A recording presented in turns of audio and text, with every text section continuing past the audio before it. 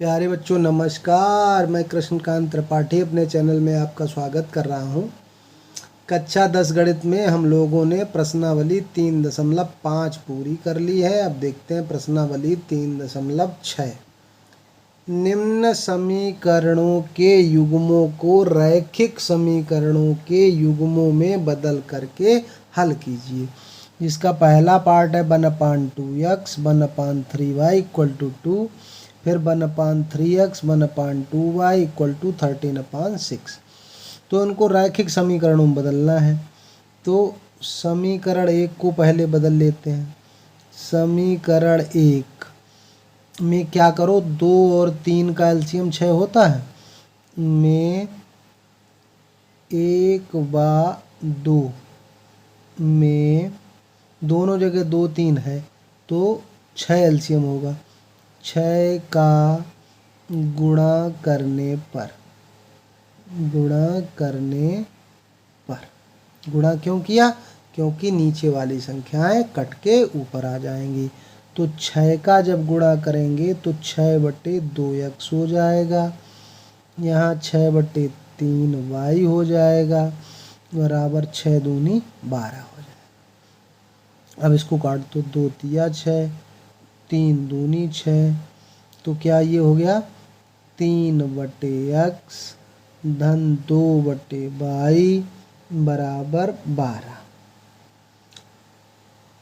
और दूसरा समीकरण क्या हो गया, इसमें 6 से गुणा करो तो 6/3x प्लस 6/2y बराबर 13 गुणा 6/6।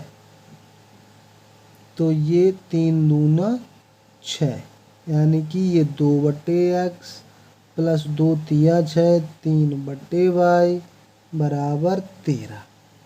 अब ये समीकरण हमारे बन गए।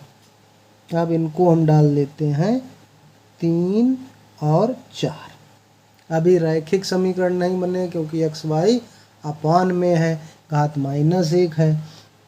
अब क्या करें, 1/x बराबर p तथा 1/y बराबर q रखने पर अब रख दिया।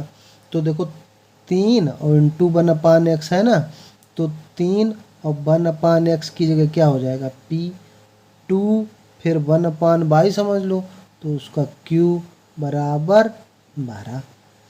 यहाँ 2/x यानी कि 2p और 3q बराबर 13।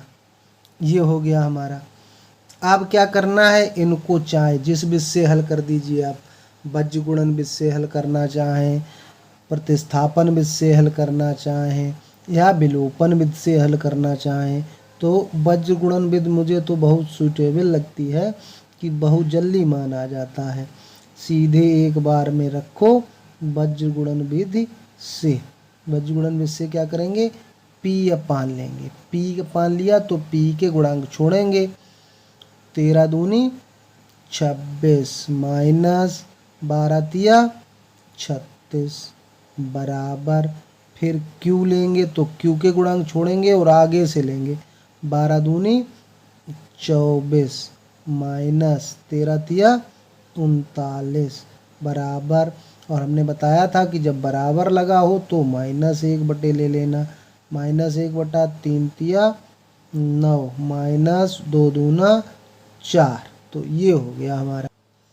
अब इनको घटा घटू लेते हैं। क्या हुआ, p का नीचे आएगा -10, q के नीचे कितना आएगा 24 और 15 39, यानी कि -15 और -1/5। प्रथम व तृतीय पद लेंगे। प्रथम व तृतीय पद से क्या हो जाएगा, p/10 बराबर -1/5। p का मान जब निकालेंगे हम इससे तो क्या होगा, -10 और -1 का गुणा क्या हो जाएगा 10/5, यानी कि 5 दूना 10। लेकिन p का मान आया हमारा कितना 2, लेकिन p हमने माना किसको था 1/x को, तो 1/x 2 है, x यहाँ कर दो 2 यहाँ कर दो, तो x बराबर कितना हो गया 1/2। ये आंसर हो गया। अब द्वितीय व तृतीय पद से लेंगे, द्वितीय व तृतीय पद से, इससे क्या होगा q/-15 बराबर -1/5। तो अगर q का मान निकालेंगे तो -15 -1 में गुणा होगा तो 15/5 यानी कि 3। अब q का मान क्या है, q हमने माना था 1/y, तो ये 3 है, तो y का मान क्या हो गया 1/3। उल्टा कर दिया तो x का मान 1/2 ये और y का मान 1/3, ये हो गया हमारा आंसर। तो इस तरह से आपको रैखिक समीकरण में पहले बदलना है युग्मों को, फिर उसके बाद उनका हल निकालना है। आई होप आपको सवाल समझ में आया होगा। सवाल समझ में आ गया है तो भैया लाइक तो कर दो एक, और अपने दोस्तों के साथ शेयर भी कर दिया करो।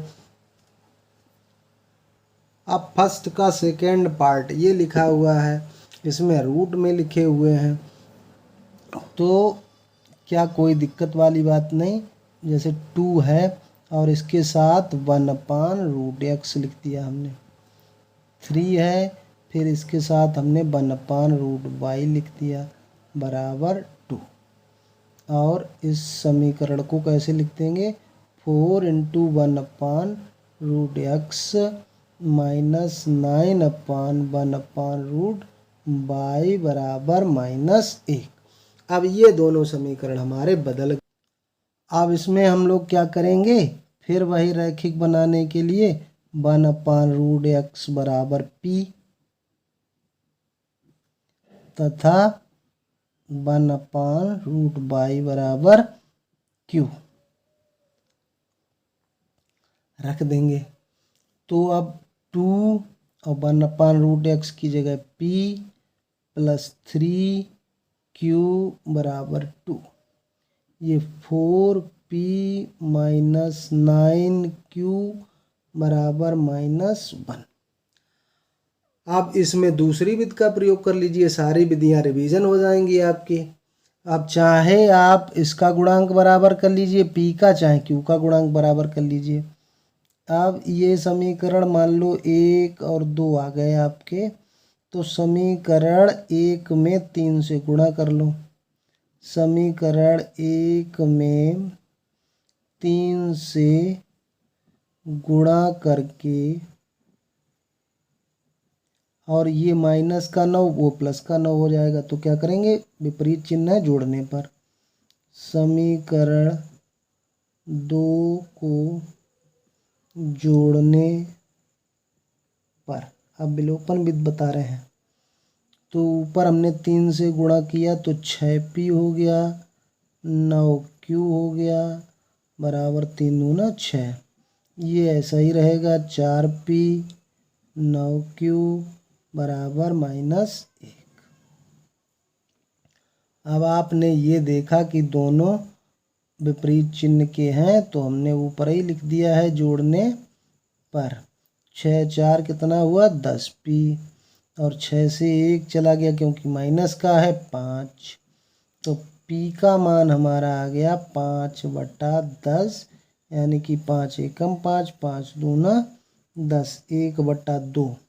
लेकिन p हमने माना क्या है, p को माना है हमने 1/√x को p माना है, ये 1/2 है। तो इसका मतलब देखो ऊपर ऊपर नीचे नीचे संख्याएं बराबर होनी चाहिए, तो इसका मतलब √x बराबर कितना हो जाएगा 2, और अगर x का मान निकालेंगे तो 2 का वर्ग हो जाएगा और 4 हो जाएगा। तो x का मान हमें प्राप्त हो गया 4।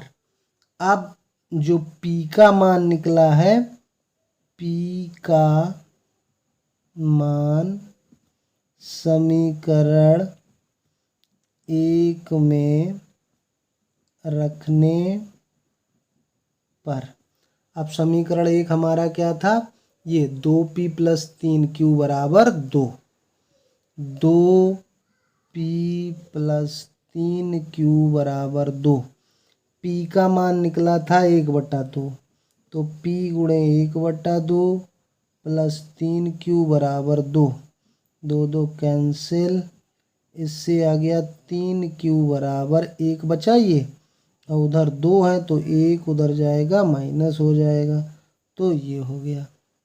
तो q बराबर हो गया 1/3, लेकिन q हमने माना क्या है, 1/√y को q माना है, तो 1/3। अब इससे √y बराबर कितना हो गया, ऊपर ऊपर बराबर है तो नीचे नीचे संख्याएं बराबर होंगी। अब y का मान निकालेंगे तो हमने वर्ग कर दिया इसका, तो 3 का वर्ग कितना होता है, 9। तो x बराबर 4 और y बराबर 9, ये हो गया हमारा आंसर। आगे के सवाल अगले वीडियो में देखेंगे। धन्यवाद।